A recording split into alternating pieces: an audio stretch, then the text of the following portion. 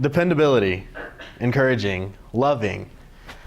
Some of y'all have a face that pops in your head, right? Maybe.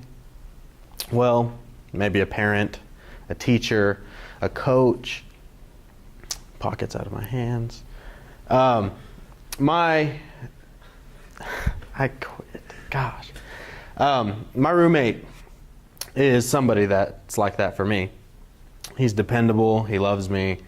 He has really been somebody that has impacted my life.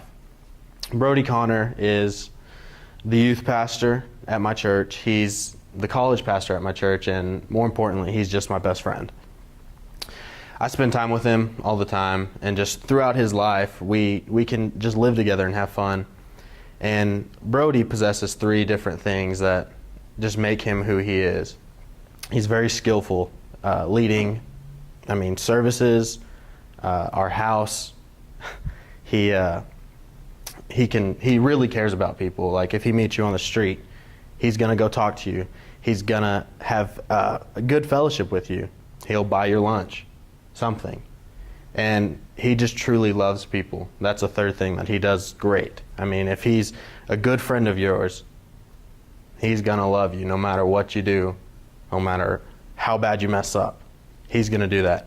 So Sunday mornings, he's a pretty skillful leader. He just got thrown into a whole new position at church. He's director over all the student ministries. So now he sees over the babies, the elementary, the youth, the high school, and the college. So he's got all these things going around all at once, yet he can still lead and usher people and push them to where they need to be so the Sunday service goes smoothly. As he does that, he's still caring for people. So on a Sunday, he will push you, and if you do something wrong, he'll encourage you back and still care for you and show that he cares. So on a Sunday, if you mess up and he wants to talk about it, he'll take you out to lunch on Monday or Tuesday or sometime throughout the week. Maybe he'll buy it for you. And so that to me just shows that he truly cares about people and he wants them to succeed.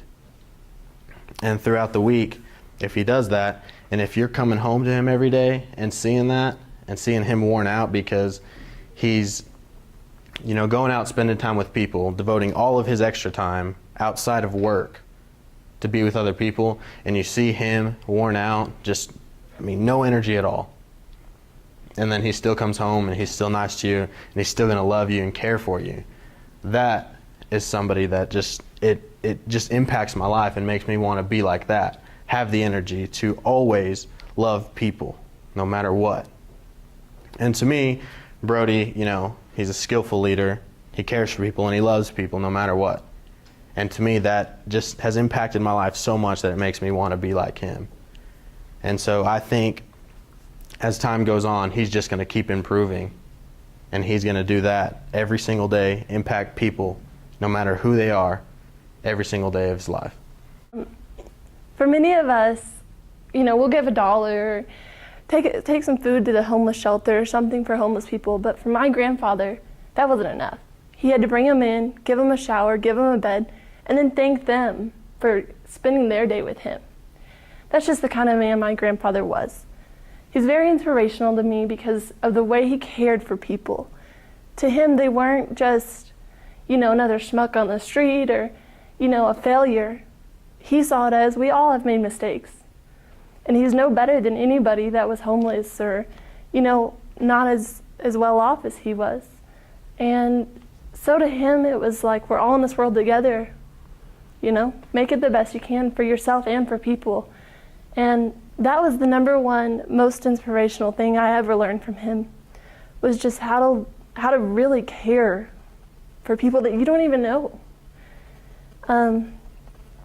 My grandfather was a professor at WT, and he had a passion for teaching, as well as a passion for his family, and most of all, passion for God. Everything he did in his life revolved around serving the Lord in some way or another, from the classroom to the church. He had a girl in one of his classes, and this girl just could not pass his class. She hated geology. She didn't want anything to do with science. And he ended up passing her even though she didn't deserve it. And that's kind of what I loved about him, was he realized, okay, you know, what is it going to take to get this girl through this class? This is something she really needs. I'm just going to pass her. He really loved people deeper than I've ever known someone to love. When he talks about meeting my grandmother, he just was awestruck by her. He was like, well, she was darker than a berry, and she had a cigar in one hand and a glass of vodka in the other. And he said, but I'd never seen anything so pretty. And his whole life was about loving her, and every day he just rejoiced in having her as his wife. And I really saw that, because even to the last day of while he was dying, he just held her in his arms, and he had no energy. I mean, he was gargling on his own fluids, but yet he's holding her. Another example of his love for people came through my uncle's divorce. And his ex-wife had been horrible to him. Just, you know, that's, sorry, that's my grandfather's son, but he still took her in and still loved her and said, it's all going to be okay, even though she was so horrible to his son. I think the number one thing I need to take more in from my grandfather is how he served the Lord, because he'd walk into his classes every year, and the first thing he'd say is, I am Dr. Burton, I believe in evolution, and I'm a deacon in the First Presbyterian Church.